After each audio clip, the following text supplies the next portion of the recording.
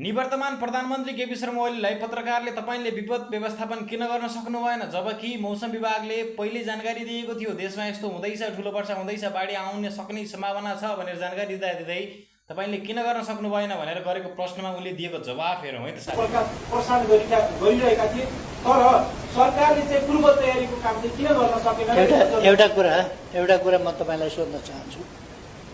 Forecast गरेको छ red alert भनेर हो, तर कहाँ पहिरो जान्छ त भनेको थिएन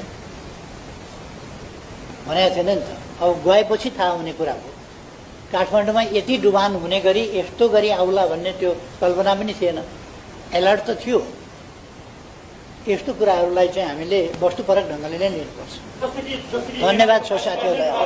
उनको जवाफ यति ठाडो र यस्तो लाजमर्दो खालको जवाफ थियो साथीहरू। र अहिलेको सरकारको अलिकति समर्थन गर्दाखेरि विरोध गर्ने मान्छेहरूले यो भिडियो हेर, तिमीहरूका बाजे कस्ता थिए भन्ने कुरा र देशमा परिवर्तन भएको छैन भन्ने मान्छेहरू र भ्रम फैलाउने मान्छेहरू अलिकति निहालेर हेर। अहिलेको सरकारलाई देशमा परिवर्तन, ठुलो परिवर्तन नआए पनि केही न केही परिवर्तन भइरहेको छ।